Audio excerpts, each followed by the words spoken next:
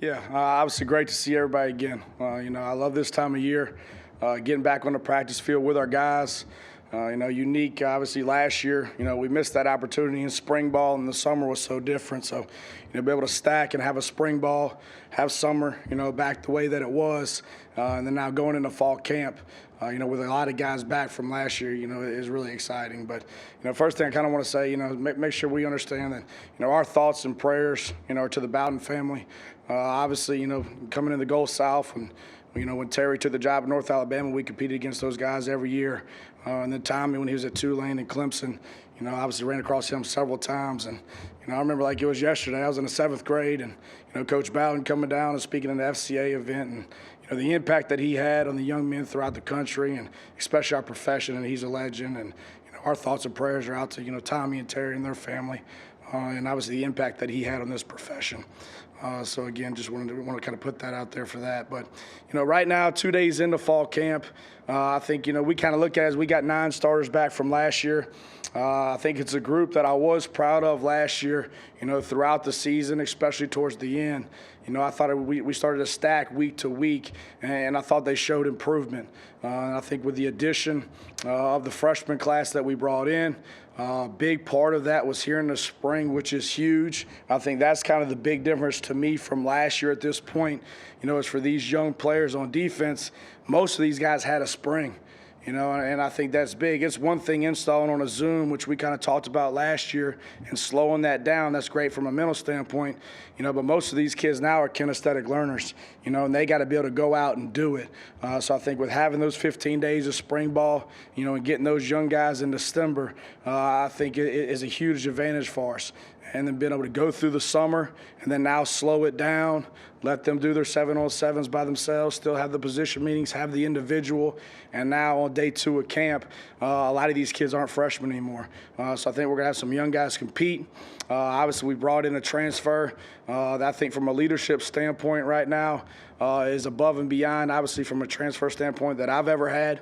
I think the familiarity, obviously, that he's already had with this defense, kind of coming where he's from, I think has been good for us as well. So we're excited about the talent that we have back, the experience from last year, but nothing changes. I think obviously defense is based on execution. I think we've got to do a better job up front, and at the second level at backer of stopping the run. A lot of that, right, from a misdirection standpoint of getting those fits clean. And then the one importance, obviously, we're putting on tackling, and I think now, the way camp is structured, right, to where there's a certain amount of helmet days, then shell days, right, and they kind of limited full pad contact. We got to do a great job when we're just in shorts of working the approach phase of the tackle and really defining this and putting these kids in those situations. Because, when you look back at last year, and you didn't play well, whether it's giving up yards, giving up points, it always comes back to 2 things. It's from a communication standpoint, all 11 guys are on the same page, so we make a mental error. So nothing that they did, everything that we didn't do, right? So, again, giving up explosive plays, which we had too many, way too many last year. And then the next one's a missed tackle. So obviously the scheme was designed to stop it. You put the kid in a situation, right, and we didn't finish the play. So, those are the 2 things, obviously, that we're really working on this fall camp. We've got plenty enough talent. I think it'll be the most depth, that we've had. We got to continue to develop that. But that daily focus and that mindset of proper preparation prevents poor performance. And, I'm going to get out what I put in. And I think that's the biggest thing right now, because coming off of last year, the kids did a great job. I thought they got better, but it's over. We got to move on.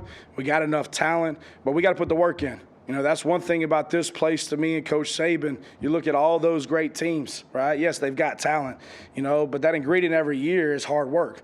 We're going to outwork everybody else. And whether that's from the player standpoint and the preparation aspect of studying the playbook, watching the tape, right, practicing my butt off, staying after, right, to work on a certain technique, right? So, again, I think, it's no different this year than it's been any year, right? Yeah, you got talent on your roster. We got to develop the roster, right? We got to do a great job from a preparation standpoint, right, so we know what to do, Where do I line up? What's my run responsibility? What's my pass responsibility? What's my primary key? What's my secondary key, right? Eliminate the middle errors. We got to eliminate some of the pre-snap penalties, all right, that are putting guys ahead of the sticks. I think that's been one emphasis for us in the spring. Obviously, and it's going to be in fall camp is third down. And I think the big piece on that is you got to play well on first or second down. So again, we got to get them in obvious passing situations to where we know what they're going to do, so we could dictate a protection, or we could take away, a dominant receiver based on a coverage because you put them in that situation. When you're living in the 3rd and 3, 3rd and 4, 3rd and 5 life, everything's open, and I think it's tough to defend. So we got to do a better job on first and second down from a run standpoint, right? We got to eliminate the mental errors. All right, that's year in and year out, and we got to do a better job tackling. But I love where our kids are at right now. I think they're working their butt off. I think they've stacked spring, summer, now fall camp. I think it's nice to have some guys that have been in the scheme. That's a big piece of it. But more importantly, like, they know the expectations of this place. They know what it is to play for an Alabama defense. Right? It has nothing to do about being best in the conference. We're trying to be the best in the country, and we're not looking at that long term. We're looking at that on a day-to-day basis is what do I have to do today to be the best player I can be today, right? And then tomorrow, all right, let's stack that. All right, what do we need to improve on is self-assess, right, both from a coaching standpoint and a player standpoint of how can I improve. Right? All right, here's the issues, right? This is how we fix it. Here's the drill to do it, right? Are you willing to do what it takes?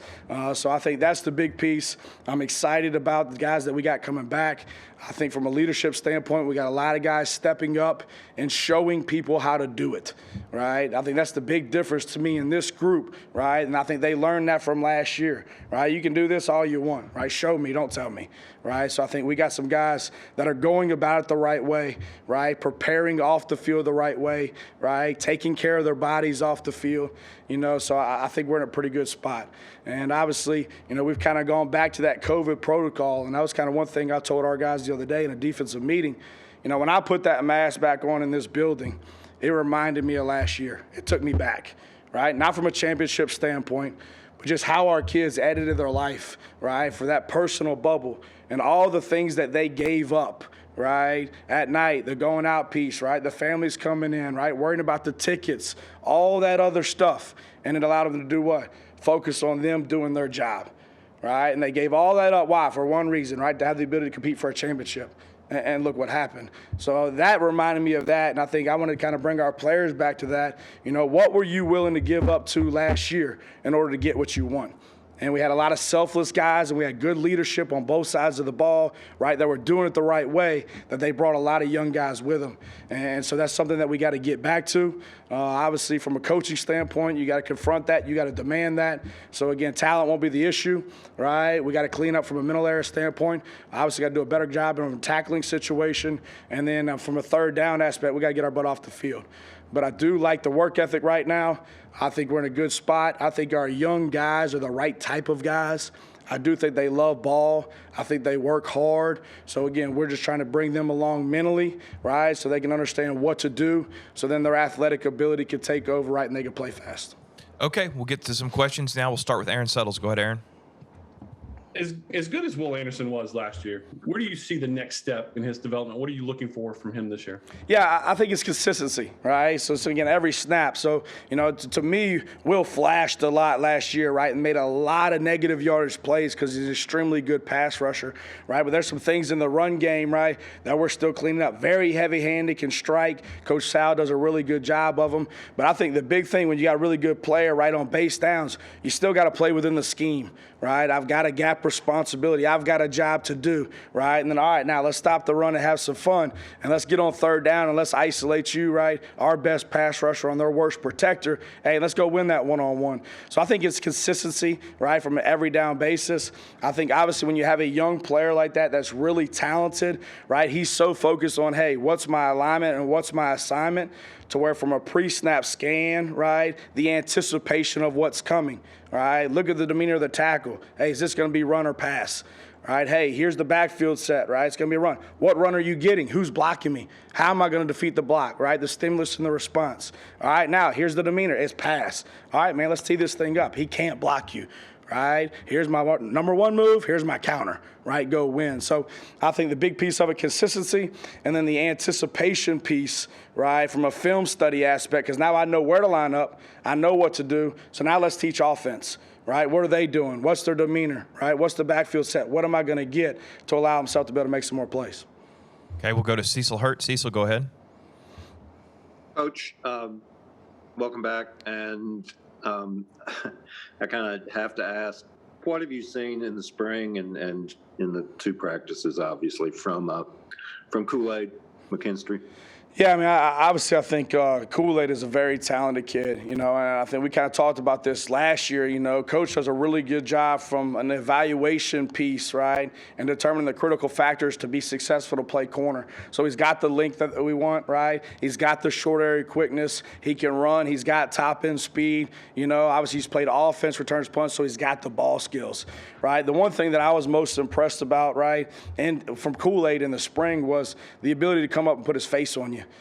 So again, a lot of times those type of kids, especially that position, sometimes are hesitant, right, to come put their face on you. And based on the coverage principle that we're playing, a lot of those times, those guys, those corners are in the fit. We're using them, right? We're spilling the ball out to them, or we're going to blitz them.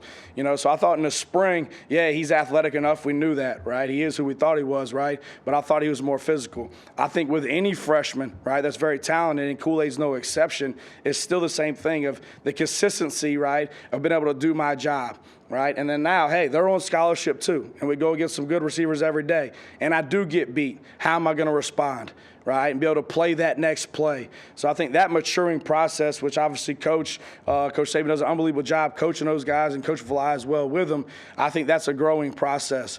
But he does process very well. He understands the game, right? So again, that's a big piece. So he's got the ability. He has the ability to process, right, and he'll put his face on you. So if we can get that consistent, right, he's going to be a really good player. Go to Mike Rodak. Yeah, Pete, Nick Saban's talked a little bit about how the standards really on defense have changed statistically, where maybe 10, 15 years ago, it would have been one number that's considered good defense. Now it's a different set of numbers that are considered good defense. Just what does it mean to you when he backs up the performance of the defense like that? And how fair is it to judge today's defenses based on the standards of a decade ago? Well, I think to me, you got into coaching, or I got into coaching. Like our first goal on a defensive goal sheet is still a defensive goal sheet. The number one thing is to win the game. Right? So depending upon who you're playing and what style of offense they have, based on what style of offense you have, sometimes you got to do different things in order just to win the game. That's the number one thing, right? What do we have to do to win the game? All right, now, the next most important thing to me from a defensive standpoint is to not allow points. Right? If we score more points than them, right, we're going to win the what? Game. That goes back to the number one piece. So the point piece of this, right, hasn't changed to me. Right? If you go back and look over the last 5 years, in order to be number one in the country, right, which is the standard here at Alabama, and this is why I took the job, right, it's going to be holding people to 13 points or less. And that's still our goal. I don't care if they're throwing it 70 times or they're running it 70 times. It doesn't matter. We got to find a way, right, to keep them out of the end zone. Right? And there's multiple different ways to do that, right, based on tempo offenses throwing the ball. All right? A lot of times make them drive the field, and then now once they get low red, let's tighten this thing up, right? They don't have much space and play well in the red zone, right? Playing well on third down. But that's not going to change. From a point aspect on that, that's not going to change. To me, we've got to do a better job of, right, and the easiest way to do that is to take the football what? Away, right? So, again, we only created 22 turnovers last year. When we got the ball back to our offense, every time we got a turnover, it was 4.7 points. Meaning every time we picked the ball, every time we scooped up a fumble, right, it averaged out to our offense scoring at least 4.7 points. So for us, every turnover is 5 points. Right? So when they're down there in that red area or that plus alum, we've kept them from scoring. That's 7, and we're going to score 5. It's a 12-point difference in the game. Right? So that emphasis, and this is something Coach puts an emphasis on every day. This is how we start practice, right, from a turnover taker standpoint. But in today's game, you got to be able to create turnovers, and you got to take them away. They're not going to give them to you. Right? So I think that's one thing that we've got to do a better job of that's going to help all the categories from a defensive standpoint. But the game's the same, right? They're going to have to find a way to run the football. We got to stop the run, right? We got to be on the same page, right? Our goal hasn't changed, right? From a pass attempt standpoint, it's same as.